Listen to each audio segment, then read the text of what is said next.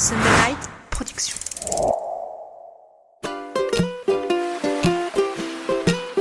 Bienvenue sur Mordu, le podcast des passionnés de glisse et d'outdoor. Mordu, tendance ride. Bonjour à tous, bienvenue sur Mordu, le podcast des passionnés de glisse et d'outdoor. C'est Mathieu au micro et je suis très heureux de vous accueillir pour ce dernier épisode de la saison 4 de Mordu. Et oui, 4 ans, 86 épisodes de Mordu, des dizaines de milliers d'écoutes. Merci à vous qui nous écoutez et nous soutenez. Merci aussi à tous les riders évidemment, les entrepreneurs qui nous donnent de leur temps et viennent partager avec nous leurs incroyables expériences.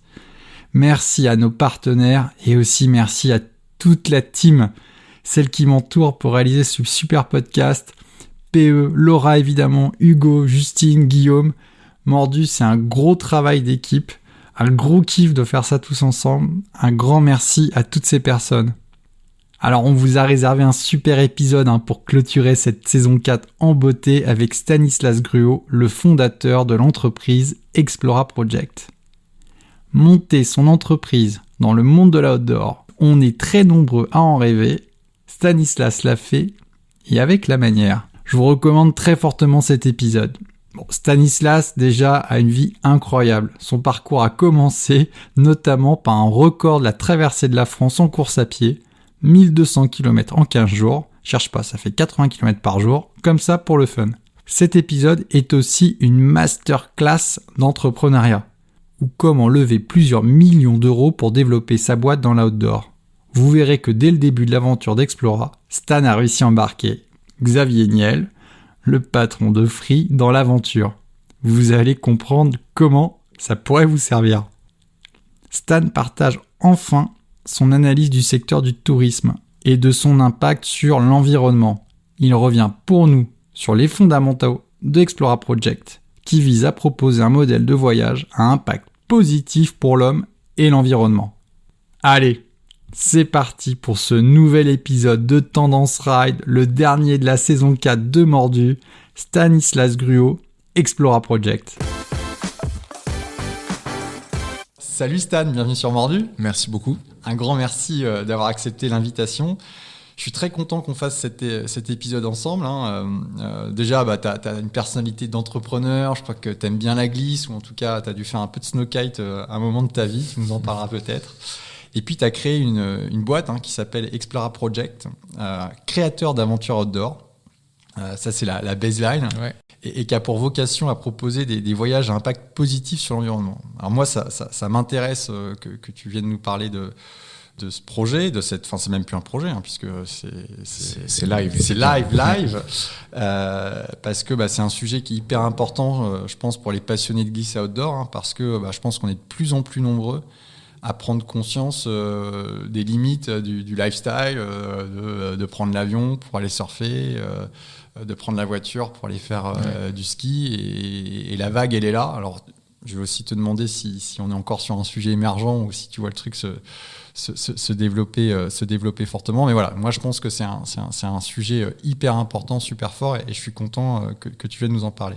Avant d'en parler, d'Explora Project, est-ce que je peux te proposer de te présenter aux auditeurs ? Ouais, carrément. Déjà, merci pour l'invite et je suis hyper content que tu nous donnes aussi un peu cette tribune pour parler du voyage bas carbone. Moi, je m'appelle Stanislas Gruau, j'ai 36 ans, je suis marié, j'ai 2 filles qui ont 3 et 6 ans. Je les mentionne parce qu'elles jouent un rôle et elles ont joué un rôle dans les étapes aussi de ma vie entrepreneuriale et les déclics qu'il a fallu avoir pour passer à cette nouvelle vie. Nouvelle vie parce qu'effectivement, ça n'avait pas démarré comme ça l'histoire. Ça avait démarré dans un parcours super classique de scout, d'enfant de chœur à Versailles, prépa, classe prépa, maths, grande école. Donc j'ai fait l'EDEC, une école de commerce à Lille dans le nord de la France. Et j'ai démarré dans un tunnel de 10 ans, presque 12 de trading. Donc j'étais trader d'actions et trader de matières premières. Donc vraiment une vie probablement à l'extrême opposé de ce qui va nous passionner dans cet échange. Et puis il y a eu à 30 ans, à la naissance de ma première fille, l'idée de se dire qu'est-ce que je lui raconterais de ce que j'ai fait pendant 10 ans. Est-ce que quand elle sera en âge de comprendre mon métier, j'ai envie de lui dire que je suis trader ? Et quand elle me demandera à quoi ça sert, est-ce que j'ai envie d'être encore dans ce poste-là et de lui répondre que je sais pas trop aujourd'hui à quoi ça sert dans la société actuelle. Et donc cette prise de conscience-là, elle est arrivée comme une espèce de couvade en parallèle de la maternité de ma femme, de la grossesse. Et en fait, à la naissance, je posais madame 2 mois après, changé de vie pour monter effectivement Explora, qui est un projet que j'avais maturé depuis super longtemps et que j'ai maturé en parallèle de cette vie de trader depuis 2010-2011. J'avais 23-24 ans et là, j'ai traversé la France en courant. Et ça a été un moment dans ma vie un peu fondateur. Attends, pour être sûr que je suis bien, ta femme est enceinte. Et là, toi, tu pars courir à travers la France. Non, justement, le déclic de la traversée de la France, c'était presque 10 ans plus tôt, ah oui. en 2011. Et je suis passé à l'acte de ce projet, effectivement, au moment de la naissance de ma première fille.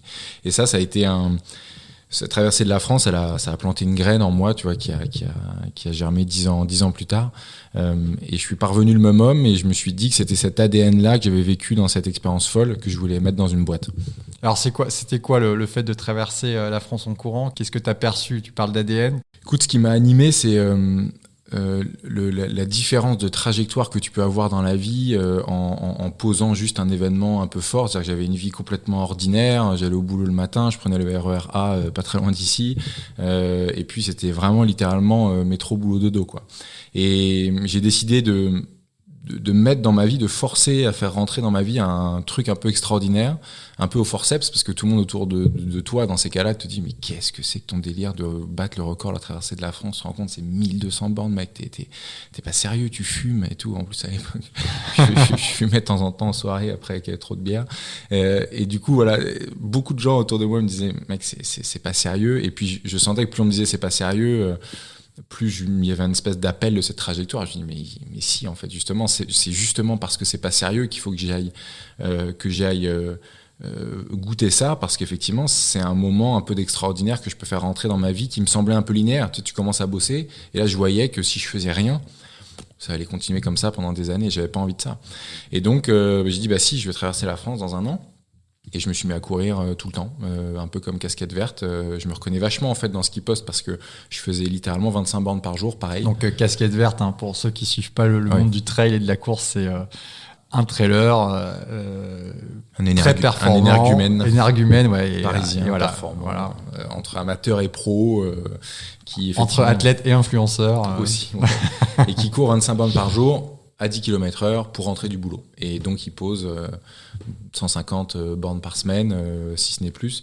Et je faisais pareil à l'époque, quand j'avais entre 21 et 24 ans. J'entrais du boulot en courant. Et puis, du coup, effectivement, cet effet volume fait que je me suis lancé dans ce projet de la traversée de la France. Donc, record que j'ai battu, qui était en 18 jours avant et que j'ai fait en 15. Donc en 15 jours, tu as fait 1200 km. Ouais, Lille, Nice, en passant par Paris, ça fait 80 km par jour. À la louche, 80 par jour, 15 fois. Ouais. Ah, pas mal. Ouais, c'est pas mal. C'est-à-dire, tu cours ou tu marches ou c'est quoi le délire ? Ouais, t'es obligé de courir. Si tu marches, ça fonctionne pas. Tu peux pas arriver au bout du défi en 15 jours parce qu'il faut bien que tu dormes et donc ça marche pas. Donc ouais, je cours quasiment à 10 km/h. Donc c'était en plus pas de la course lente, quoi. Hein. Ça allait de mieux en mieux. J'ai trouvé que c'était une expérience qui m'a transformé parce que en fait je me suis reconnecté à mes émotions en fait pendant ce moment, cette quinzaine-là. Ma vie de trader m'a fait en fait construire une espèce de carapace un peu émotionnelle qui est nécessaire pour être performant dans ce métier-là, mais je pense qu'il permet d'être performant dans aucun autre domaine de sa vie, loin des émotions, parce que quand on prend des décisions, on ne doit pas essayer d'être le moins possible pris dans un affect de qu'est-ce que ma décision d'acheter ou de vendre des millions de tonnes de blé à un pays qui en a besoin, quelles sont les conséquences. On ne réfléchit pas, on est au prix, on est à fond, on est dans un objectif de fric en fait, et forcément, et très court terme. Et donc on devient un peu des robots en fait, par la force des choses. C'est juste pour être performant. Ouais, après, ce qui est rigolo, je vais te challenger là-dessus parce que j'en parle pas souvent sur le podcast, mais moi, c'est un monde que je connais bien, le monde de la banque d'investissement. Est-ce que quelque part, t'es pas un mec qui fait quand même les trucs à fond ? C'est-à-dire que tu te retrouves à faire du trading, bah, t'es sur l'objectif, quoi. Et t'es à fond dans le truc et t'as vécu le truc de trader à fond avec tous les problèmes que ça pose. Tu cours, tu traverses la France. Et je dis ça parce que ça va être aussi assez intéressant dans ton expérience entrepreneuriale, quoi. J'ai l'impression que t'es quand même le gars qui fait le truc à fond, quoi. Ouais, je suis ce gars-là. Et donc, effectivement, je réponds à ta question. Il y a peut-être un moyen de faire ce métier, pas comme moi je l'ai fait. Effectivement, moi je l'ai fait à fond. Il fallait que ça aille le plus vite possible. Et je me suis retrouvé patron du trading européen d'une grosse multinationale qui s'appelle Cargill, une grosse boîte américaine, propulsée à Genève, 1 milliard sous gestion, 150 traders. J'ai 26 ans, quoi. Donc effectivement, j'ai bourriné pour être le plus vite possible à ce job. Et on dit souvent, quand t'as pas envie d'être ton boss, c'est que tu es un peu à la fin de ta journée professionnelle, et c'est le cas, quoi. Moi, mon boss, j'ai eu le job que je rêvais quand j'étais en France de ce patron qui est à Genève et qui gère toute l'Europe. Quand j'avais ce job, je n'arrivais pas à me projeter à autre chose, quoi. Je trouvais plus ça excitant du tout, et donc là, la petite graine a germé de plus en plus en me disant ce que tu as vécu dans cette traversée de la France, être proche de tes émotions, être capable de faire sortir des choses en toi qui te rendent vivant. Moi, par le dépassement de soi physique, mais il y en a d'autres qui le font par, je sais pas, de la méditation ou d'autres. Moi, c'est le sport qui je trouve, donne un accès rapide. Et ça veut dire quoi, être aux proche émotions. de ces émotions quand tu traverses la France en courant? En fait, des efforts comme ça te mettent forcément dans des états, même mettre ton corps dans des états limites, te font tomber nécessairement des barrières que tu pourrais avoir tendance à mettre autour de toi dans un contexte classique, connu, social, etc. Donc là, j'étais à la merci de tout. Je devais courir entre 10 et 16 heures par jour. Je passais des heures et des heures à pleurer de douleur, de qu'est-ce que je fais, de qu'est-ce qui m'a poussé dans ma vie à me lancer ce challenge-là, qui est-ce que je veux impressionner, pourquoi je suis pas capable d'élaborer pour savoir qui je veux impressionner, est-ce que je suis taré, en fait, ça te bouscule un peu, quoi, quand tu es en construction de toi, de ton soi. En fait, ça te fait poser des questions un peu fondamentales. Et j'avais pas toutes les réponses à ces questions-là. Donc, en fait, c'est un peu vertigineux, quoi. Et en même temps qu'une performance sportive est en train de se jouer avec des motards du Parisien et de machin qui te suivent pendant le truc. Donc, c'était fou, en fait. Et 3 jours avant, personne me connaissait. J'étais devant des écrans en train d'acheter et de vendre du blé. Et donc, je me suis dit, c'est dingue, j'ai vécu 15 jours d'une vie d'un type extraordinaire, que j'ai refermé complètement parce que j'ai posé une semaine de vacances après, je suis retourné au boulot et fin du sujet. Je déterre cette performance-là maintenant que je fais des podcasts dans ma nouvelle vie d'entrepreneur, mais pendant 7 ans, personne n'en a parlé, quoi. Il s'est rien passé. Et maintenant, on déterre ce record-là en disant, putain, mais c'est pas le gars qui avait fait en 2011 aussi à traverser de la France, on comprend mieux. Et effectivement, ça avait à l'époque... c'est le terme qu'il donnait, ça avait inspiré des personnes. Donc, ils me disaient, ouais, ça m'inspire, c'est fou et tout. Il y avait les réseaux sociaux, mais c'était le début. Je regrette de ne pas avoir pris assez de contenu maintenant quand je vois l'importance de ce que c'est. Mais j'avais fait beaucoup de photos, donc on retrouve sur Facebook. Et j'avais reçu plein de Facebook Messenger à l'époque. Et même de lettres dans mon petit studio parisien, de lettres physiques, et qui me disaient, ça m'a vachement inspiré, c'est génial, j'adorerais faire ça, etc. Et en fait, effectivement, comme je fais les trucs à fond, moi, tout de suite, c'est pas chouette, j'ai inspiré des gens. C'est un sentiment un peu de colère, en mode putain, je les inspire et alors? Et donc la suite, c'est quoi? Qu'est-ce qu'ils font pour finalement faire ce rêve-là? Ça les inspire et c'est quoi la suite pour eux? Ils vont se lancer est-ce qu'ils vont se lancer dans un projet? Est-ce qu'ils vont passer à l'action? Et en fait, je me suis rendu compte que la plupart des gens que je confrontais, je leur disais, ok, ça t'inspire, et donc toi, c'est quoi? Si c'est pas la traversée de la France en courant, je comprends que ce soit pas ton truc, la course à pied, c'est quoi? Je challengeais les gens, ils me disaient, moi, mon rêve, tu sais, c'est la traversée de l'Himalaya, c'est les Seven Summits, ou moi, c'est la traversée du désert d'Atacama en moto. Moi, c'est une transat. Moi, c'est 1 an en van avec ma famille autour du monde et tout. Je dis, ok, donc t'as fait quoi pour ce projet-là, du coup, qui est le projet de ta vie, c'est ça? C'est comme ça que tu me le verbalises? Oh, ouais, c'est vrai, pas grand-chose, parce que je pense que ça doit coûter cher. Et en fait, que des trucs qui me rendaient fou. Ça me rendait fou parce que moi, j'étais dans l'action, je voulais que les gens réalisent leur vie, mettre de l'énergie à la hauteur de ce qu'ils disent. J'aime pas ceux qui parlent et qui font pas. Donc, je les poussais. Je leur disais, mais Monique, alors, t'en es où de ce projet de vie là? T'as 68 ans, là, on avance, quoi. Est-ce que tu veux que je t'aide? Et en fait, tout de suite, je me suis mis dans l'action pour eux. Et je me suis dit, comment je peux t'aider en fait? Si tu dois sûrement avoir, ça doit être cher. Ok, combien, qui, quoi? Regarde, avoir un fichier Excel, je t'envoie un template, remplis-le, quoi. Mais peut-être qu'il y a des sponsors, tu as un dossier sponsoring, template, c'est hyper facile, tu mets ton logo, ta tête, ton projet, tu l'envoies, advienne que pourra, quoi. Et ainsi de suite. Et en fait, et les gens se sont rendus compte que c'est pas qu'ils se trouvaient beaucoup d'excuses, et surtout, ils avaient besoin de quelqu'un qui leur mette un pied à l'étrier. Et je me suis dit, là, je sais pas s'il y a un business. En tout cas, je sais que pour ces gens-là, je peux être utile. Et donc, j'avais dès 2011 commencé à gratter des calepins Explora. Il y avait déjà le nom Explora. Et c'était la baseline, c'était Life Changing Experience Agency. Donc, une agence qui aide les gens à réaliser le projet de leur vie, quoi. C'était pas du voyage, c'était le projet de leur vie. Et effectivement, après, j'ai gratté ce que ça pourrait être, ce que ça pourrait être dans la projection. Et je me suis fait prendre un peu dans les méandres d'une carrière pro qui se passe bien. Et j'ai petit à petit un peu décroché de ce projet passion. Je me suis retrouvé à Genève, alors là complètement dans la grande roulette de la musaraigne. Là, j'ai couru très très vite au sens figuré. Heureusement à côté, je continuais de courir au sens propre pour m'aérer l'esprit. Et ça devenait...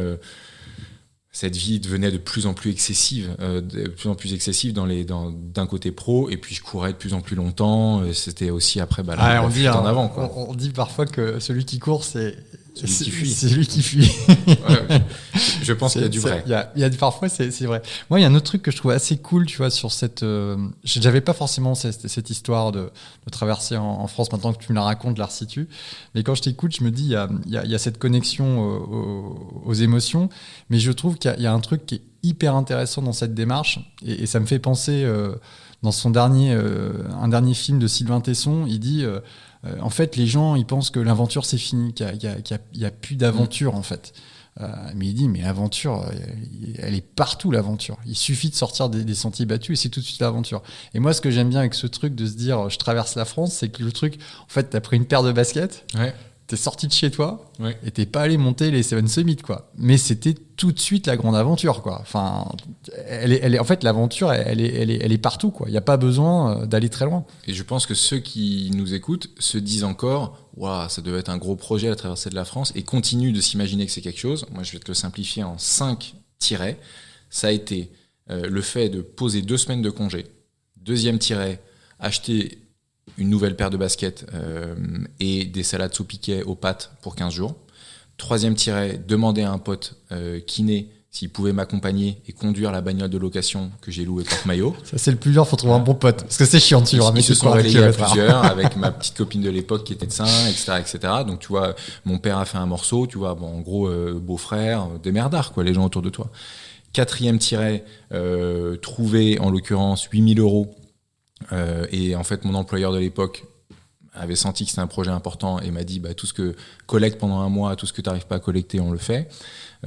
Et cinquième tiret, la communication autour de ça. Là, avec les réseaux sociaux, franchement, c'est facile. Hyper facile. That's it, en fait. Et c'est tout. Et en fait, effectivement, le projet se met en musique. Après, tout seul, une fois que tu as posé ça, la presse vient à toi si tu réalises, des partenaires éventuels chercheraient à t'équiper une fois qu'ils ont eu connaissance de ça, plus tard. Mais voilà, donc en gros, facile, et tout le reste, c'est des excuses. Ouais. Et je trouve qu'il y a tu as un autre truc aussi qui est hyper intéressant dans cette expérience, tu le décris bien, c'est que finalement, c'est que 15 jours de ta vie. Donc à l'échelle de ta vie, c'est rien. Ça a changé ma vie. Mais ce qui change ta vie. Et ça, on le voit. Effectivement, on peut être dans des carrières où tu passes 15 ans et en fait, oui, tu pars en vacances, tu fais des trucs, mais bon, il ne s'est pas passé vraiment grand-chose. Ouais. Et il y a des périodes de ta vie, si tu arrives à les provoquer, qui vont être vraiment des catalyseurs, des trucs qui vont te transformer, quoi. Oui, et pour être tout à fait juste quand même, pour ceux qui nous écoutent, le sacrifice, il existe quand même, et il est pas dans cette quinzaine, parce que je me suis dit quand j'étais donc à Lille, sur la ligne de départ, que le plus dur était fait, en fait, et que le plus dur, c'était de se retrouver sur cette ligne de départ. Le reste, c'était justement de profiter. Ouais, on est sur le truc, un tour du monde à pied, ça commence, le plus dur, c'est le premier pas. Ouais, finalement. C'est pas complètement vrai. Alors oui, il y a l'effort, mais le plus dur, le sacrifice, pour le coup, il est avant dans la préparation quand même. Et le sacerdoce, il est, voilà, on dit souvent, entraînement difficile, course facile.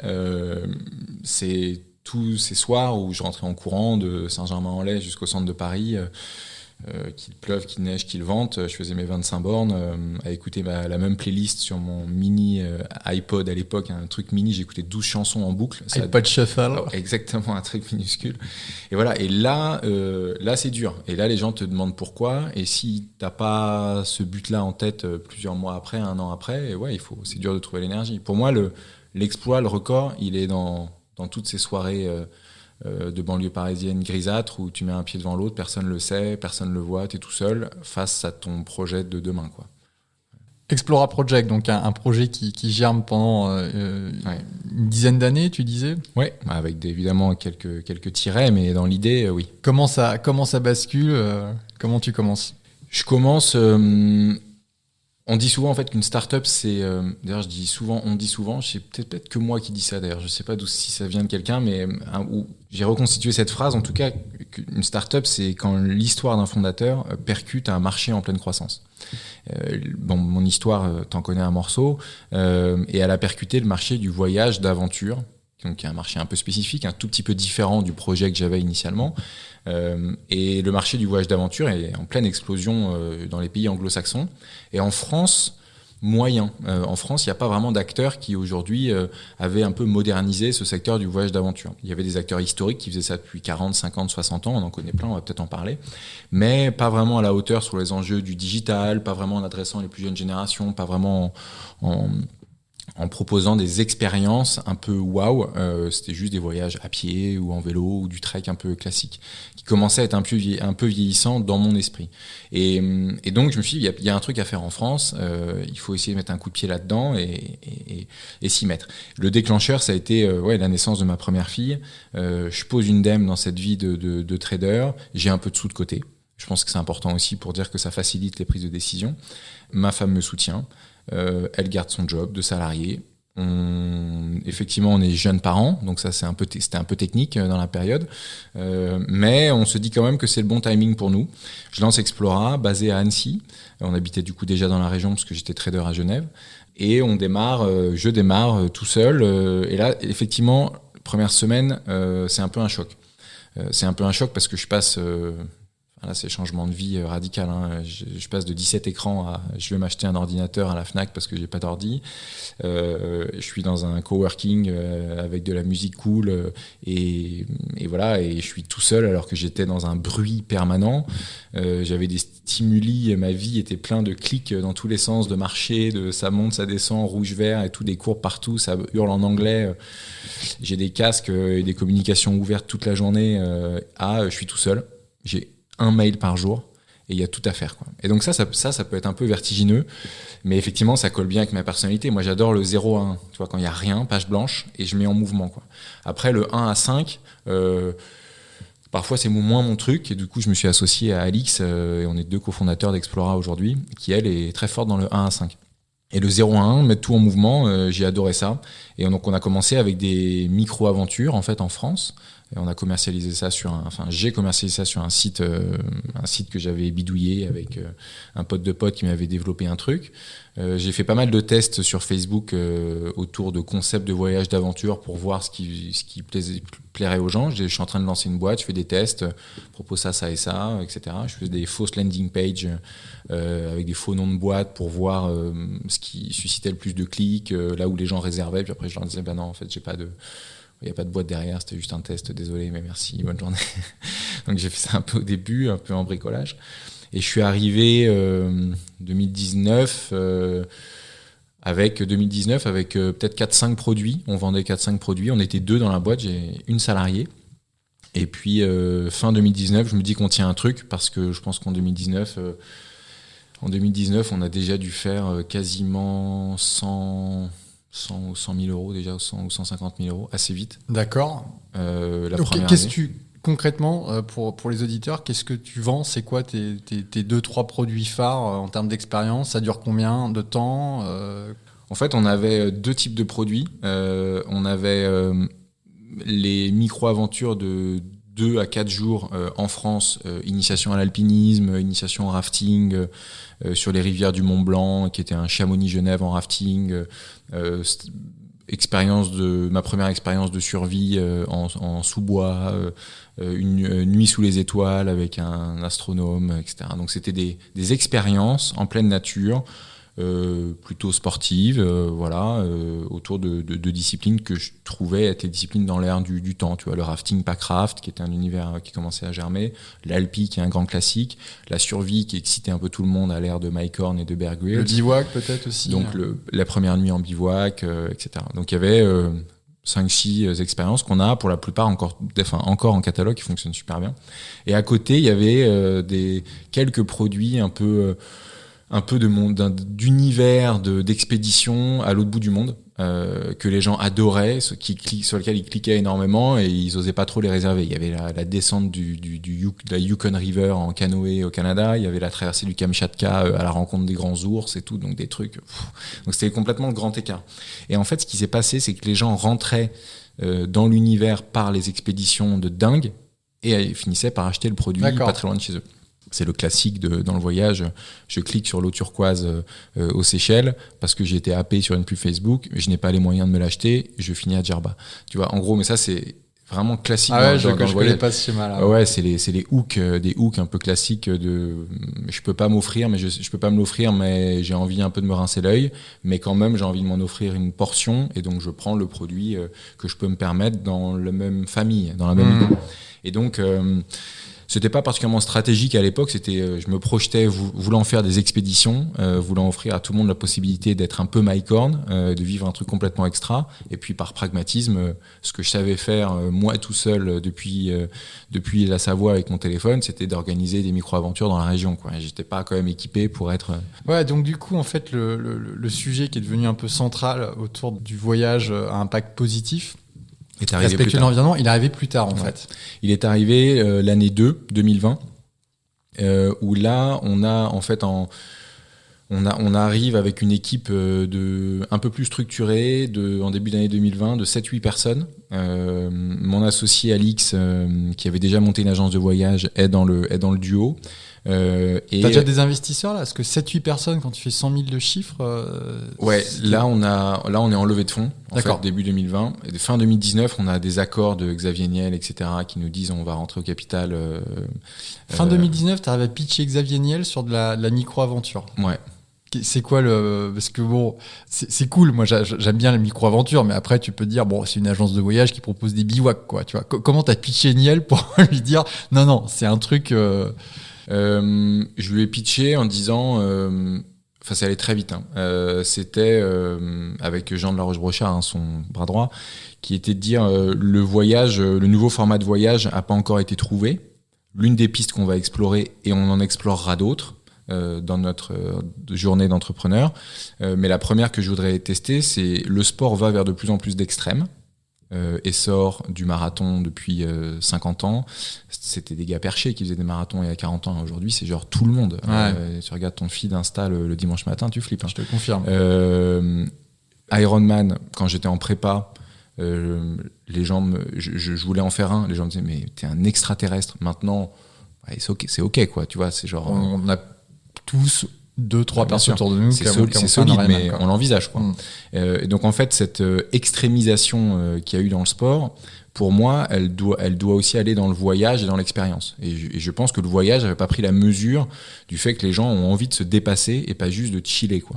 Et donc, je dis, mais il faut des voyages, des trucs qui tu rentres, des trucs qui te rentrent dedans, quoi, des trucs qui te bousculent. Tu poses 2 semaines de congé, il faut que ce soit un truc qui change ta vie, quoi.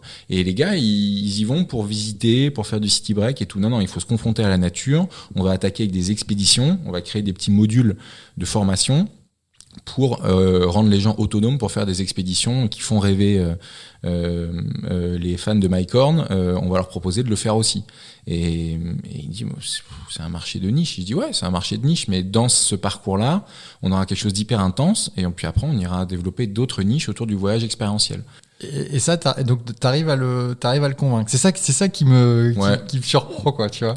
Ouais, parce qu'en fait, je lui dis aussi, donc ça c'est pour le storytelling, les gens ils vont rentrer bouleversés en fait. C'est-à-dire que mes participants, moi je suis content s'ils reviennent et ils pleurent de ce qu'ils ont vécu. Et ça, je lui dis, t'as déjà pleuré dans un voyage toi quand t'es revenu? Il me dit bah non. Je dis bah moi ils vont pleurer avec moi et ça va changer leur vie. Alors donc ça effectivement il dit oh putain, le mec est intense, je sais pas s'il va y arriver mais il a une intention intense. Et il me dit mais ça fait pas un business. Je dis non ça fait pas un business, mais après dans le voyage, il y a 45% de marge. Il y a usuellement 2 à 3 intermédiaires. Moi, je dégage tout le monde et j'utilise la tech pour me passer les intermédiaires. Donc déjà, on va faire x3 sur les marges. Ouais, le marché, il est petit, mais on va répliquer ça après dans d'autres verticales du voyage expérientiel. Peut-être pas aussi intense sportivement qu'une expédition, mais ce branding-là, cette intensité de la communication, on va la mettre dans... Et donc ce business model avec des marges plus importantes et la tech, on va la mettre dans d'autres verticales. Et on parlera que de nos voyages avec des vidéos qu'on aura fait nous-mêmes en format story, immersive. Et ça, c'est un code, tu vas voir, ça va faire bizarre quand les gens ils seront habitués. Par rapport à des banques d'images Shutterstock, ça va leur faire tout drôle. Voilà ce qu'on va mettre. Moi, je pense qu'on va y arriver. Si on n'y arrive pas, de toute façon, ce sera autre chose parce que moi, je suis plus ambitieux que n'importe quel mec que je connais autour de moi. Et donc, sois pas inquiet pour ton fric. Bon, bah à la fin, c'était réglé. C'est fait assez vite. Il te met combien sur la table à ce moment-là? 150 000, qui est leur ticket en fait assez classique. Et après, après c'est le petit train des investisseurs derrière Xavier Niel, parce que ça suit et puis il y en a plein. C'est quand même un gage de confiance pour beaucoup. Ah ouais, c'est beau. Ouais. Et donc on arrive au premier confinement avec l'idée de... Alors en parallèle, le business commençait à grossir, hein, puisque deuxième année 2020, on doit faire 750 ou 800 000 euros déjà. Ouais, donc tu fais x4 sur une année qui est quand même particulière. Sur une année fermée à 5 mois sur 12 en Covid, où on pouvait quasiment pas sortir des frontières. Donc effectivement, là, on a levé du coup 1,5 million pendant le premier confinement. Donc c'est 150 000, on fait x10 en fait en 4 mois. Et là où il y a eu un moment chaud, c'est premier confinement. Premier confinement, on s'est fait des poignées de main, mais nos investisseurs sont pas officiellement ont ni versé l'argent, ni signé la doc. Et on arrive et c'est Covid. Et là, le pays ferme et on dit le tourisme, c'est dead. Là, c'est chaud. Et là, on se dit en fait, donc dans ces cas-là, basique, on va pouvoir faire du voyage en France. Est-ce que ça plaît aux gens? Est-ce qu'on arrive à trouver un format de voyage dans notre concept qui leur plaise énormément? Oui, c'est possible. Nos micro-aventures très expérientielles en France, ça peut être cool. Et finalement, on a testé notre communauté qui commençait à pas mal grandir. On a 20, 30 000 ou 40 000 assez vite sur les réseaux. Et ils nous ont dit, mais nous, on n'a pas besoin d'aller loin, quoi. On veut juste vivre des trucs forts. Et donc, on s'est dit, mais... il faut vraiment qu'on soit beaucoup plus clair et qu'on affirme cette position du voyage responsable. Donc, on a dégagé le Yukon et le Kamchatka. On a dit on fait des trucs que en Europe. On essaye à terme de dégager l'avion et de faire un maximum accessible en train. Et on passe entreprise à mission, enfin société à mission, au sens de la loi Pacte de Macron en 2019. Et donc on met dans nos statuts effectivement la raison d'être que tu as lu en intro, qui est de devenir l'acteur engagé du tourisme d'aventure qui offre au plus grand nombre une expérience de voyage à impact positif pour l'homme et l'environnement. Ah, je l'ai sous les yeux parce que je me l'étais noté. Tu l'as bien, hein? Bah, je la connais parce qu'elle est dans nos statuts. On l'a passée à tous les investisseurs et on leur a dit que nos choix stratégiques allaient être faits autour de cette raison d'être. Donc ça veut dire que si demain on veut aller chercher des paniers moyens, non, on fera pas du luxe et du long courrier. Et tout le monde est en phase avec ça. Et donc, ça dépend ce que tu appelles du luxe, quoi, parce que non, du luxe au sens de qui nécessiterait des infrastructures qui soient pas bas carbone, quoi. En gros, effectivement, si tu veux mettre beaucoup de confort assez vite, c'est compliqué tu peux faire du voyage haut carbone en France. Hein. Ouais. Donc c'est possible aussi. Donc on s'est engagé là-dedans en disant il faut qu'on soit engagé, il faut qu'on essaie d'être pionnier sur des formats de voyage et il faut qu'on rende la boîte rentable aussi.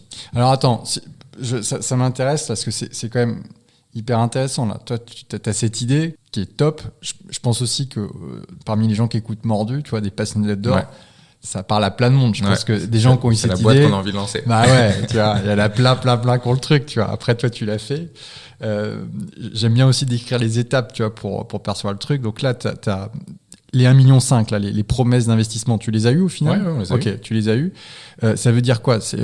Les gens, ils achètent combien de ta boîte quand ils te mettent 1,5 million à ce moment du truc? Alors, compliqué de partager les valos, mais on l'a un peu fait dans Qui va être mon associé plus tard, mais ils achètent usuellement chaque tour de table. En gros, pour faire simple, ils prennent entre 15 et 25% de la boîte à chaque tour. Ah, donc déjà, ce que ça traduit, c'est que ta boîte, au bout d'1 an et demi, tu vois, sur une idée de micro-aventure, elle est valorisée plusieurs millions, quoi, tu vois. C'est pas juste la petite truc agence de voyage que tu as montée à Annecy pour faire des bivouacs, quoi. Et il y a plein d'acteurs qui font ça. Ouais. Enfin, des gens qui proposent des aventures, du raft, des guides qui montent leurs petits trucs. Il y en a plein. Ouais. Toi, au bout d'1 an, tu arrives à faire valoriser ton truc à 6 millions. Et ton 1,5 million, c'est pour quoi faire? C'est pour, en général, quand on lève de l'argent, c'est pour des emplois, pour un business comme le tien, j'imagine, c'est pour employer du monde. Ouais. Et pour faire de la pub. Ouais, et pour investir sur la tech, pour être capable de se passer des intermédiaires et augmenter les marges pour avoir un business qui soit rentable dans un secteur qui est dur en marge. Dans un secteur où les acteurs ont entre 15 et 20 points de marge, en gros. Ils sont 2-3 à se partager 35 points de marge entre le réceptif local dans le pays de destination, le tour opérateur qui agence ces produits-là dans un catalogue et des agences de voyage qui vendent les catalogues des tours opérateurs. Ces acteurs un peu historiques que tu décris, c'est quoi? C'est les tours opérateurs qu'on connaît tous ou il y a des gens plus positionnés déjà il y a les réceptifs dans les pays de destination que personne connaît parce qu'ils sont en B2B et du coup ils exécutent matos, bouffe, transport, hébergement, guide, donc les 5 briques de la logistique d'un voyage pour les tours opérateurs. Les tours opérateurs sont effectivement les terres d'aventure, Liber Trekking, il y en a plein en gros qui sont plus ou moins spécialisés, qui sont sur une discipline, qui sont plus ou moins hard. Il y a aussi par exemple Secret Expedition, je crois que c'est ça. Alors eux c'est expédition hyper engagée, tu vois, hyper niche. Et puis il y a des trucs l'UCPA plus ouvert, beaucoup plus grand public, avec un public plus jeune, etc. Mais voilà, après tu peux mettre le curseur de l'âge et de la difficulté où tu veux, mais dans cette matrice-là, il y a déjà énormément d'acteurs qui se partagent un marché qui ne doit pas être loin du milliard en France, et avant Covid. Et finalement, notre positionnement, nos investissements, c'était pour dire oui, on va faire grossir l'équipe, on va parler de nous, effectivement, donc market et people, et on va essayer d'investir dans la tech pour trouver une solution pour se passer les intermédiaires, améliorer la marge. Donc, dès qu'il y a de la tech, il y a forcément, et avec une garantie sur l'amélioration de la marge, ça change la perception des investisseurs sur le business model de la boîte. Sur les intermédiaires, il y a un truc que je saisis pas, c'est de me dire, finalement, il y a le rôle d'agence. Enfin, en gros, quelqu'un a envie de partir, il contacte quelqu'un qui va pouvoir l'aider à choisir, à lui proposer une solution à peu près complète. C'est ce qu'on attend quand on appelle Explora ou un concurrent. Tu parles d'intermédiaire, c'est-à-dire la personne qui fait la logistique sur place. Ok, mais bon, à la limite, il faut toujours quelqu'un qui fasse la logistique sur place, quoi. Enfin, qu'est-ce qui fait que tu désintermédies toi, entre les deux? En fait, soit tu prends... il y a deux choses. Nous, on serait plutôt dans un rôle en fait de tour opérateur. Alors déjà, on est distribué par personne et il y a beaucoup de tours opérateurs, la plupart qui sont distribués à droite à gauche par d'autres personnes et il y a des rétrocessions de marge. Et donc nous, on est distribué par personne, donc on est direct en B2C, direct avec nos consommateurs. Et de l'autre côté, on n'a pas d'intermédiaire qui exécute parce que normalement, quand tu as un réceptif dans le pays de destination, c'est une boîte à qui tu payes X% sur tous tes voyages et qui te propose un voyage que tu choisis parmi son catalogue de réceptifs. Donc il a un catalogue et il va te dire, nous on fait 10 trips, on les connaît par cœur et on va te les vendre à toi et aussi à Japan Adventures, Terre d'Aventure, machin. Et quand tes gars arriveront, quand tes participants arriveront à l'aéroport, on mettra la casquette Explora et juste 2 minutes avant, ils avaient la casquette Japan Adventure pour le groupe d'avant. Donc là, ils font tout. Par contre, effectivement, toi, tu ne gères rien et ils t'envoient une facture par départ, quoi. Mais c'est quand même compliqué d'arriver à créer des aventures exceptionnelles, parce que c'était quand même l'envie et l'ADN de base, quand tu choisis toi-même dans un catalogue qui est le même que les autres, quoi. Je trouvais que là, on perdait l'âme initiale du projet. Et donc, on est en direct avec quasiment 2000 prestataires en Europe, matos, bouffe, transport, hébergement, guide, activité. Et ça, si tu n'as pas de la tech pour brancher ces prestataires, tu te perds vite dans tes lignes Excel, quoi. Et c'est un foutoir absolu en exécution. Où il faut être Il faut littéralement être 50 ou 100 pour gérer les flux, quoi. Parce que 1000 départs sur l'année 2023, c'est ce qu'on a en prévision. 1000 départs, en fait, par départ, tu as entre 2 et 6 prestataires. Ça fait des flux, quoi. Donc pour gérer ces flux-là, il faudrait être une armée, quoi. Donc si tu n'as pas de l'aide, de l'automatisation, de la tech, c'est un peu le bazar. Ouais. Et du coup, tu dois réintermédier et tu proposes du coup la même chose que tout le monde. Et toi, ton business model de marge, il est compliqué. Donc finalement, post cette première levée de fonds, on a cherché ce modèle-là, quel pourrait être notre positionnement. Ça, c'est invisible des participants, en fait, parce qu'ils voient pas tout ce qu'il y a derrière le site. Mais pour nous, c'est la rentabilité, tu vois, à moyen terme. Elle passe par ça.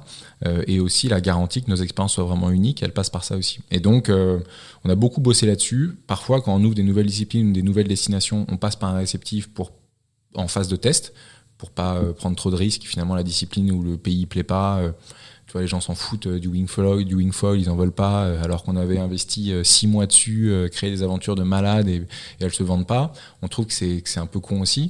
Donc on est pragmatique, donc on fait un test, ça fonctionne, on repasse en direct et on refait tout, etc. Donc en fait, on utilise le système pour test, et après on ressort et on le fait à notre sauce, quoi. Ça marche pas le wingfoil. Alors non, c'est un exemple. C'est un exemple. On en a chez nous qui est en phase de test, effectivement. Parce qu'il y a beaucoup de monde qui fait du wingfoil, qui écoute, on en parle beaucoup ici. Pour clôturer le chapitre chiffres, donc là tu me dis 1000 départs prévus cette année. Tu prévois de faire quoi comme chiffre d'affaires? Bon, pour l'instant, on le partage pas trop, mais c'est des chiffres d'affaires de plusieurs millions. On a effectivement levé en juillet dernier 4 millions auprès de fonds d'investissement parisiens en juillet dernier. Et donc l'équipe a bien grossi, on est quasiment 30. Et en France? Ouais, on est basé à Annecy. Tous à Annecy? Ouais, tous à Annecy, capitale européenne de l'outdoor, donc effectivement bel endroit. Et aujourd'hui, l'ambition, elle est de continuer à défendre un voyage qui soit expérientiel et bas carbone. Aujourd'hui, on a 85% de nos destinations qui sont accessibles en train. Le but est de passer à 100% et un jour essayer de se couper de l'avion et d'être la première agence de voyage européenne 100% accessible en mobilité douce. C'est technique parce qu'en fait, ce delta qu'on a, c'est pas beaucoup en proportion. Mais parfois on nous le reproche, on nous dit pourquoi vous prenez la parole sur le voyage responsable alors que j'ai vu que vous vendiez de l'Islande ou du Maroc par exemple. Effectivement, et je pense que dans un futur proche on ne le fera plus, des voyages uniquement accessibles en avion. Par contre on continuera de faire de la Laponie et de trouver l'expérience la mieux pour que les gens s'y rendent en train, parce que c'est possible et ça peut être canon, mais pas si tu prends un tunnel de train pour y aller et que tu compares ça au temps que tu aurais mis l'avion et au prix de l'avion. Il faut recréer une expérience et un voyage autour du voyage en train. Se dire, c'est pas juste un moyen de transport. Le voyage, il commence quand tu es chez toi et tu vas peut-être faire un arrêt dans des villes au Danemark ou autre, un jour ou deux pour rendre l'expérience différente. Parmi les idées pour favoriser le voyage en train, il y a certaines boîtes qui proposent que tu aies un congé plus long pendant tes vacances si tu vas à une destination qui a plus de 5 heures de train et que tu aurais probablement rejoint en avion, mais que si tu fais l'effort d'y aller en train, il y a des boîtes qui proposent 1 ou 2 jours de congés supplémentaires. C'est le tout début, mais je trouve que c'est à mon avis, c'est vers ça qu'on va aller. Comment toi, sur les sujets du voyage et du réchauffement climatique et tous ces enjeux, parce qu'il y a des enjeux de carbone, mais aussi des enjeux de biodiversité, des enjeux sociaux, même si on parle beaucoup de carbone, est-ce que tu peux nous faire un peu la big picture des enjeux pour le business du voyage d'aventure, du voyage passion? Quels sont les enjeux aujourd'hui? Déjà, très macro, 8% des gaz à effet de serre, c'est du voyage sur la planète. On dit que le tourisme, c'est une industrie qui va entre 6 et 10% en fonction des sources. Donc, c'est un gros problème. L'autre gros problème, c'est que c'est du loisir. Donc, c'est pas de première nécessité. Donc, c'est doublement sous le feu des projecteurs. Troisième problème, il y a une inégalité absolue, puisqu'effectivement, un pouillème de la planète consomme ces 10% carbone principalement liés à l'avion pour les voyages de tourisme. Donc, ça n'est pas un petit sujet. Autre sujet plus spécifique en France, Il y a des acteurs qui existent depuis longtemps, entre 40 et 70 ans, on va dire clairement... Post-guerre, les 30 Glorieuses. 30 Glorieuses, effectivement. Dans cette dynamique de la création des stations de ski, du ski alpin en France, des clubs qu'on connaît, avec des marques qui ont grandi sur ce concept de club. Et donc, effectivement, le voyage, pour se vider la tête au soleil, est ancré dans l'inconscient collectif français et même de toute l'Europe de l'Ouest, quoi. Et donc, pour débouter ça, on a un gros problème qui est entre les mains de peu de personnes et il y a peu d'acteurs qui font beaucoup d'argent grâce à ça. Donc, quand tu mets le nez dedans, tu te fais taper dessus, quoi, déjà. Donc, je me suis rendu compte dans cette année 2020 année où on a pris la parole pendant le Covid sur qu'est-ce qu'est le voyage de demain selon nous. On a été beaucoup interviewés parce qu'on levait 1,5 million en mon premier confinement, alors qu'il y avait des reportages sur TF1 sur la fin du tourisme matin, midi et soir. Donc effectivement, ils nous ont dit c'est qui ces types-là, qu'est-ce qu'ils font, pourquoi il y en a qui les soutiennent, et donc c'est quoi le voyage de demain, expérientiel, bas carbone, proche de l'environnement. Ça a secoué un peu le cocotier, quoi. Donc je me suis fait tirer dessus, en gros, au sens figuré, mais ça a été quand même une période assez agressive médiatiquement et par des grands groupes, hein, et puis des acteurs qui voulaient pas du tout qu'on commence à mettre le nez sur en fait le problème c'est l'avion, donc faut arrêter le long courrier, quand aujourd'hui la rentabilité et le business de ces acteurs-là tient exclusivement sur le long courrier et l'avion. Parce que business de marge faible, donc ton chiffre d'affaires, il reste plus qu'une variable, c'est ton panier moyen. Donc panier moyen élevé, et aujourd'hui les gens ne payent pas 1000 balles pour rester en France, donc ils veulent aller loin. Plus ils vont loin, plus c'est cher. Plus ils vont loin, plus c'est cher. Dans les pays en développement, loin, c'est là où les charges sont les moins importantes, donc c'est un double effet ciseau. Les marges sont énormes pour les opérateurs qui t'envoient je sais pas, dans des pays en développement à l'autre bout du monde. Donc gros sujet. Et donc on s'est dit il faut arriver à le faire, à prendre notre rôle. C'est un sujet générationnel, et donc essayons de montrer qu'il existe un modèle.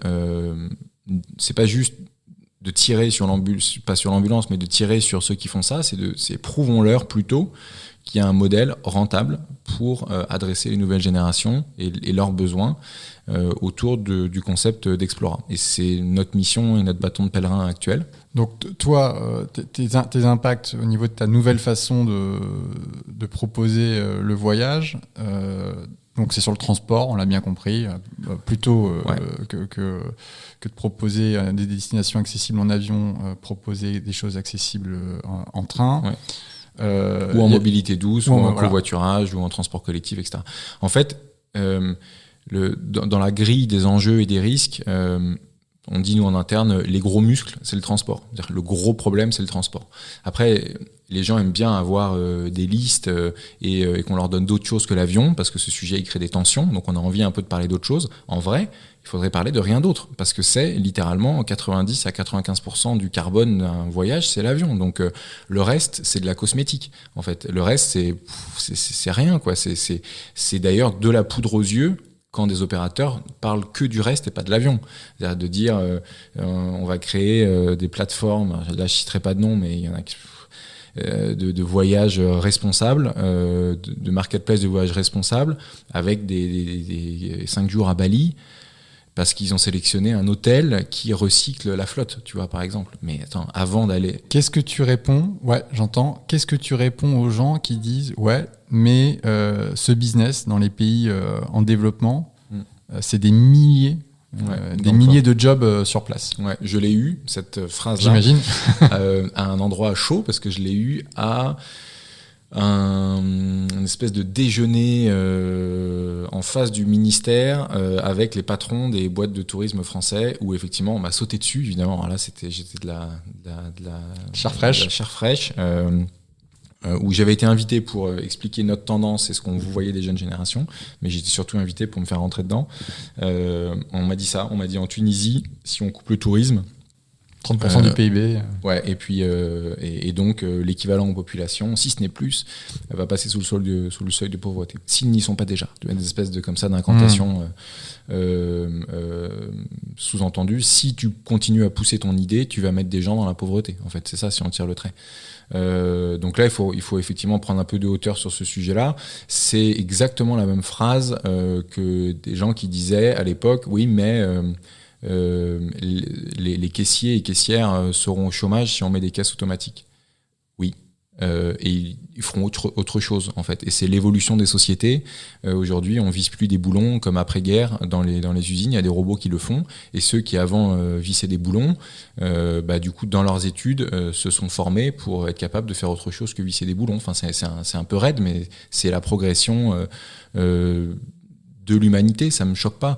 Je ne suis pas content de dire que ça mettrait des gens en fait au chômage. Je pense que c'est vraiment réducteur de dire ça. Il y a une phase de transition et les pays intelligents sont ceux qui font des plans pour accompagner des secteurs en mutation. Enfin, c'est classique. Donc oui, c'est une réalité aujourd'hui. C'est pour ça que ça devra se faire de manière progressive, mais de toute manière, ça se fera de manière progressive parce que pour répondre à ta toute première question, aujourd'hui, le combat est très très loin d'être gagné en fait sur ce sujet-là. Si tu veux, dans notre microcosme, on a l'impression que c'est très répandu et que c'est une évidence qu'il faut voyager bas carbone. Mais déjà, c'est notre microcosme de gens connectés qui font attention aux sources d'information et qui essayent de se mettre à niveau sur les enjeux environnementaux. En plus de tout ça, c'est un prisme qui est français, donc un pays pour qui en Europe c'est un sujet qui est quand même la France, les Français critiquent beaucoup le manque d'avancée sur le sujet durabilité, transition environnementale. On est clairement un des pays pionniers là-dessus. Et quand on dit que ça va pas assez vite, c'est vrai, mais il faut imaginer le reste, quoi. Pionnier de la prise de conscience, effectivement, et le gouvernement voudrait pionnier dans les faits. Ça, à voir comment l'exécution sera faite, mais en tout cas, effectivement, pionnier dans la prise de conscience. Et attention, et je continue le dézoom, c'est en Europe. Et l'Europe est pionnière dans la prise de conscience mondiale, parce que quand tu sors du prisme européen, le voyage bas carbone, c'est une blague en fait. C'est déjà la plupart des continents sont beaucoup plus bas dans la pyramide de Maslow que voyager. C'est d'abord manger. Et donc effectivement, à partir du moment où ils pourront davantage manger, ils voyageront parce que ça fait des générations qu'ils en rêvent. Et donc on va pas leur enlever ce luxe-là. Et puis que nous, on est très cool sur le fait de dire faut voyager en France, mais quand t'es jamais sorti de France, t'as trop envie d'aller ailleurs. Et moi à la limite, je peux mieux vivre peut-être de moins voyager. Je le fais pas encore. Parce qu'il y a la prise de conscience et puis il y a les actes aussi. Hein. Ouais. Mais ça, je peux pas le reprocher aux gens qui ont jamais vécu ça, quoi. Tu vois, le trip à Bali, c'est sûr qu'il est dégueulasse d'un point de vue environnemental. Si t'es jamais sorti d'Europe pour surfer, c'est dur de dire aux autres, non les gars, c'est fini ça. Ouais, je suis d'accord. Et tu sais, à ça, on m'oppose souvent depuis quelques années 2 phrases. La première, c'est et toi, tu prendras plus jamais l'avion de ta vie. Première phrase.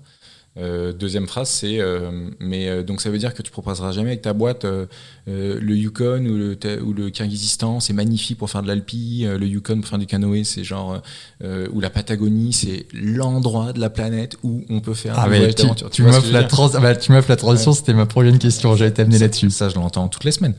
Ma réponse aux premières, c'est si je prends l'avion, tu vois, je fais le marathon des sables en Jordanie, ça m'arrive, j'essaye de le rendre exceptionnel. C'est-à-dire que là, c'était la première fois depuis plusieurs années que je prenais l'avion en Europe. J'essaie de le rendre exceptionnel et je fais hyper gaffe et j'essaye que ce soit pour des expériences qui me transforment et qui me rendent différent et mieux pour porter ce message et dans une énergie positive, etc. Et j'essaye de me dire que c'est pas du loisir, c'est des expériences transformantes.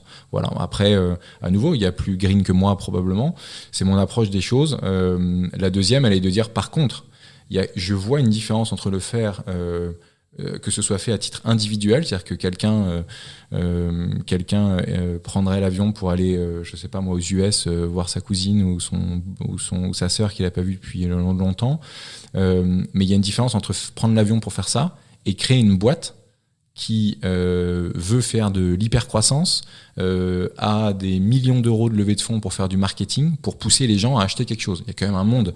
C'est-à-dire que créer une boîte pour faciliter l'accès à la Patagonie, au Yukon ou au Kamchatka, j'y vois quand même un problème beaucoup plus grand que, à titre perso, le prendre le plus rarement possible, mais parfois le prendre. Tu vois, je pense qu'il y a quand même une différence. Il faut pas tout associer. C'est clair. Donc, je tire pas sur ceux qui vont faire du kite ou du wing à Bali ou au Brésil. Je dis qu'il faut quand même faire super attention et il faut se rapprocher des expériences qu'on peut vivre en Europe. Et c'est pour ça aussi qu'on n'a pas un petit complément, qu'on n'a pas restreint uniquement à la France et qu'on dit nous tu vois, l'ambition d'Explora, c'est en gros de dire on peut être le leader du voyage d'aventure en Europe et faire voyager tous les Européens dans l'espace européen, pas les Français en France, parce que là je pense effectivement que tu viens heurter une envie que les gens ont quand même de voyager et de voir des paysages et de vivre des expériences différentes que la France peut pas nous offrir complètement, et donc je suis ok pour restreindre les gens sur l'intercontinental, mais je pense qu'on doit quand même trouver un modèle pour les faire voyager sur le continent. Et moi, ma vision du tourisme de dans 10 ans, il est plus global, il est multilocal, il est expérientiel et du coup durable. Est-ce qu'il y a déjà des propositions moi, je t'avoue que le souhait de te voir venir, en fait, ça fait quelques temps que j'y réfléchissais et je me baladais sur une plage il n'y a pas longtemps et je me disais quand même, le surf en board short dans les Caraïbes, c'est comme l'hiver, c'est quand même cool. C'est pareil, c'est une saloperie et il faut réussir à s'en passer. Est-ce qu'il commence à y avoir des solutions qui émergent où tu peux traverser l'Atlantique sur un voilier à peu près confortable, on va dire, et partir 3 semaines et où tu as un transport qui est à peu près propre? En fait, non. Pas que j'en connaisse. Il y a du fret qui essaie de se développer à voile, un petit peu, mais c'est epsilonesque. Il y a et pour le transport loisir, non, en fait, c'est compliqué. Et je pense que le problème c'est un problème plus général de toute manière dans tous les secteurs sur les sujets de transition énergétique. Si on veut remplacer l'existant par la même chose green, ça marche pas. Il faut remplacer l'existant, tout court. Il faut essayer de changer les imaginaires. Effectivement, tu viens tout à fait de donner un imaginaire du rider avec du surf dans les Caraïbes en board short, mais c'est cet imaginaire-là qu'il faut changer. C'est-à-dire qu'il faut arrêter de mettre ça en expérience iconique du secteur. Il faut que les marques prennent leur part de responsabilité pour essayer de vendre du surf à Crozon en cagoule, quoi. Tu vois, je grossis, mais il faut arriver à dire que finalement, peut-être que trouver d'autres endroits qui rendent la passion toujours possible et moins loin, et il faut essayer. Je pense que la nouvelle coolness, ça doit être ça, quoi. Ça doit être d'être capable de composer pas juste avec ton envie première, mais aussi avec les contraintes de la planète. Et c'est pas facile, hein. C'est pas facile parce que effectivement, dans le voyage, changer les imaginaires. Je te dis, tu vas sur des sites de voyage.com, il y en a plein. Tu t'arrives, c'est Caraïbes, eau turquoise, c'est l'imaginaire du ponton ensoleillé, de la fille bronzée en bikini avec son chapeau de paille. Voilà, on a bouffé ça pendant 30 ans, donc c'est dur de le faire sortir. Tu vois, des gens, c'est de la tête des gens, mais il faut créer des nouveaux imaginaires. Et c'est là où la vidéo, où le storytelling, où l'appel aux émotions doit créer des choses un peu différentes qui vont permettre aux gens de se dire, est-ce que j'y vais pour... ce qui est beau dans cet imaginaire qu'on nous vend depuis 30 ans, c'est la photo. Mais en fait, ce que je veux vivre, c'est l'expérience. C'est un truc qui me bouscule à l'intérieur, qui me fait vivre des émotions. Peut-être que je m'éloigne d'Instagram, de la photo, des trucs, et j'essaie de voir ce que ça va transformer en moi. Mais ça prend plus de temps. Moi, sur le débat sur l'imaginaire, j'y souscris à 100%, et je pense que c'est un vrai sujet pour les marques, aussi les influenceurs, ceux qui communiquent beaucoup. Et moi, ça me marque notamment, si on prend le surf, dans le surf de gros, on a quelqu'un qui est iconique, qui est Kyle Henny, qui est sponsorisé par certaines marques Bicorp engagées dans la transition environnementale. Et c'est vrai que Kai, qui est un mec qui est incroyable, qui tire le sport, mais sur ses stories, il t'explique qu'il a pris un avion pour venir surfer une vague à l'autre bout du monde et qu'il reprend un avion pour Hawaï le lendemain. Et t'es là, c'est cool, mais ce que c'est vraiment cool. Et moi, ça me choque. Et lui, c'est un exemple de ça, mais je trouve qu'il y a encore plein de gens qui communiquent sans même filtre sur le sujet. C'est-à-dire que tu pourrais aussi dire, je le fais, mais je le promeux pas. Ouais. Là où tu vois, t'as encore des athlètes qui disent, waouh, c'était une année incroyable, j'ai fait 45 pays. Ouais. Et t'es là, mais tais-toi. Enfin, parce que tu crées une envie, tu crées un déséquilibre par rapport aux gens qui suivent et qui disent, bah attends, lui il se gave, c'est génial, c'est ça que je veux, quoi. Écoute, ce sujet, t'as tout à fait raison. Si tu veux, ça pose le sujet de comment tu mets les gens en action. Et il y a différentes phases dans la prise de conscience environnementale qu'il faut respecter chez les gens. On peut avoir envie que tout le monde avance plus vite, mais nous-mêmes, tous les deux, on se sent probablement bien avancé sur le sujet et on est vachement en retard par rapport à d'autres, tu vois, qui sont beaucoup plus radicaux et qui seraient outrés par le fait que je promeux le voyage bas carbone et que je prenne un avion pour aller faire une course d'ultra en Europe. Et moi, je pense qu'aujourd'hui, après, c'est la liberté de chacun, mais on est en 2023, on a un cadre qui fait qu'on n'est pas libre de tout.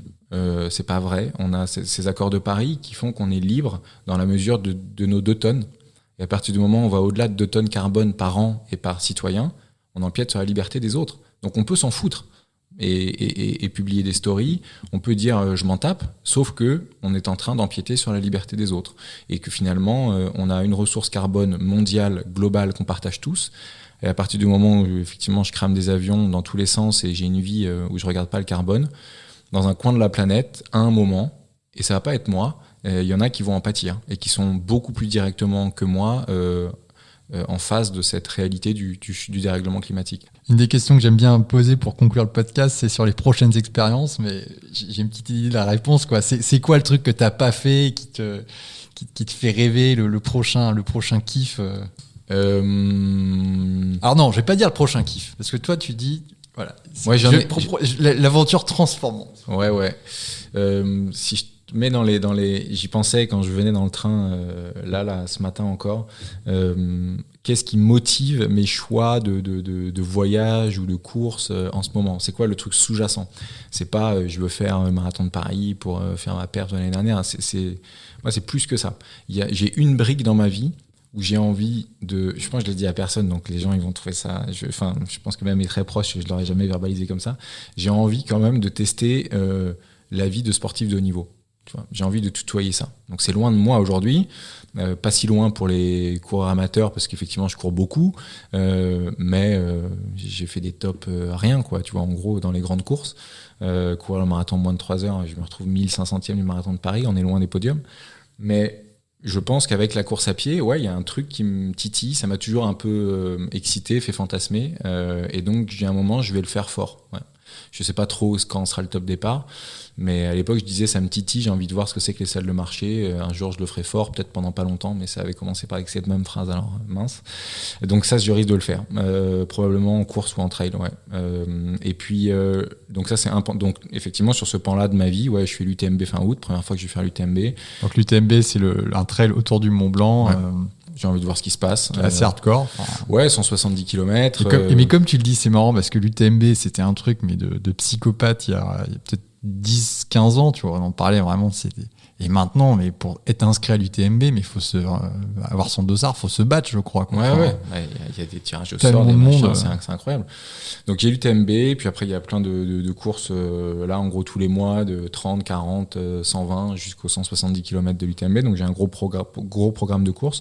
J'ai aussi une deuxième envie de ma vie, c'est à un moment de vie des expériences d'explorateur, d'expédition. Évidemment, ça c'est très proche de l'univers Explora, donc c'est continuer en tout cas régulièrement à avoir ce lien avec la nature et l'expérience instable, parce que les courses c'est stable. T'as un dossard, si ça va pas bien, il y a le PC médical. En expédition, effectivement, on avait traversé le snowkite, le Sarek en 2019, 2020, 2019. Pendant 15 jours, au nord du cercle polaire, t'as ta tente, t'as ta bouffe, tu vois, tu captes à peine GPS et le téléphone satellite, ouais, c'est chaud, quoi. C'était une expérience chaude. Je me suis senti vivant parce que tutoyant des gros problèmes de froid, de tempête, d'hypothermie, de plus de bouffe, de perdu, on est des conditions hyper compliquées. On était avec un groupe de 6. C'était franchement chaud. Moi, je sais pas si j'ai cru mourir, mais j'ai vu que la vie était technique, quoi, potentiellement, quand tu te mets dans ces situations-là. Ça, c'est des bons moments de vie. Ça fait relativiser les choses, ça te remet dedans pour une tranche de 5 ans, tu vois. Ça te fait, tu réfléchis dans ces moments-là aux gens à qui tu tiens vraiment, tu te demandes pourquoi tu as fait ça. Voilà, tu décentres, tu dézoomes, tu te poses des questions fondamentales qu'il est difficile de se poser dans la ligne 3, quoi, tu vois. Il faut quand même être en situation 2 pour être capable d'avoir des réponses à certaines questions. Je crois beaucoup au voyage expérientiel comme apporteur de réponses dans une unité de temps, une unité de lieu, une unité de personne qui est perturbée, qui est différente. Ouais, ce qui est marrant, mais j'ai pas relancé le truc, mais on a un peu commencé le podcast avec ta traversée de la France à pied. Finalement, tu dis que tu cherchais quelque chose, et ce qui est interrogeant, c'est que 15 ans plus tard, tu continues à te poser des questions. Ouais. Quoi. On m'a beaucoup demandé après quoi est-ce que tu cours, et voilà, et c'est toujours pareil. Orelsan le dit mieux que moi. L'important, c'est pas la finalité, c'est la quête, tu vois. C'est en gros, c'est le chemin, et évidemment, parce que ce sont ces expériences-là qui, moi, me font me poser les bonnes questions pour prendre les bons choix dans ma vie. Et du coup, le troisième grand bloc que j'ai, pour répondre à ta question, c'est d'arriver à ne pas faire ça tout seul et à engager avec moi ma famille, mes 2 filles, ma femme, dans ces projets-là aussi, pas en spectatrice, mais en actrice de ces vibrations-là. Pour l'instant, c'est un tout petit peu loin d'elles parce qu'elles n'ont pas forcément l'âge ou la condition physique ou autre, mais c'est arriver à leur montrer que pour être capable de répondre aux enjeux qui vont être les nôtres et qui vont être les leurs, hein, dans leur planète à elles, pour être capable de répondre à ces enjeux-là. Je ne sais pas quels seront ces enjeux. Le monde dans lequel elles vont grandir sera différent du monde actuel. Donc on a envie de se dire, elles seront grandes dans un monde comme le mien, et donc il faut que je leur apprenne ça. Je ne sais même pas ce que je dois leur apprendre, ce sera très différent. Par contre, ce que je dois leur apprendre, c'est à écouter leurs émotions, à faire des choses dont on nous dit au début que c'est impossible, à motiver les gens autour de soi, à embarquer, à créer des foules, à faire pleurer les gens et à se sentir vivant, bordel. Ouais, je souris en t'écoutant parce que je transpose bien, parce que je suis marié, j'ai 2 petites filles aussi. Okay. Et c'est vrai que si je rentre à la maison et que je leur dis qu'on va se lancer dans l'ultra-trail en famille, ma femme et mes filles vont regarder, mais qu'est-ce qui lui passe par la tête? Pourquoi on fait pas du foot en bas de chez nous comme tout le monde? Stan, j'ai kiffé. Ouais, merci. Cool, moi aussi, on aurait pu y passer honnêtement des heures, mais au plaisir de se recroiser. Peut-être que je t'enverrai dans le podcast des copains de Dans la tête d'un coureur là, quand tu seras sur les podiums du trail. Salut mec, merci. Merci, ciao. Ça y est, c'est fini. J'espère que vous avez autant appris et kiffé que moi en écoutant cet épisode avec Stanislas. Un parfait épisode pour conclure cette saison 4 de Mordu. Alors nous maintenant, on va profiter de l'été pour rider un max et on se revoit dans quelques mois pour la saison 5 de Mordu. Alors en attendant, évidemment, vous pouvez nous suivre sur les réseaux sociaux, notamment sur Instagram, sur Mordu le podcast. N'hésitez pas à nous contacter, à nous envoyer des messages. On est super intéressés notamment par vos idées, vos suggestions pour la saison 5 de Mordu. Les invités, les bonnes idées, les entreprises, les gens que vous avez envie d'écouter, on serait ravis de vous entendre à ce sujet. Et toujours super important pour nous, s'il vous plaît, commentez, donnez-nous 5 étoiles sur vos apps d'écoute, notamment Apple Podcast, Deezer, Spotify. C'est ultra important pour nous aider à avoir de la visibilité sur le podcast, nous développer et vous proposer le plus de qualité possible sur ce média. En attendant, je vous souhaite un magnifique été, plein de sessions en montagne, en mer, où vous voulez, avec vos potes, profitez-en. Et je vous dis à très bientôt dans Mordu. Salut les riders!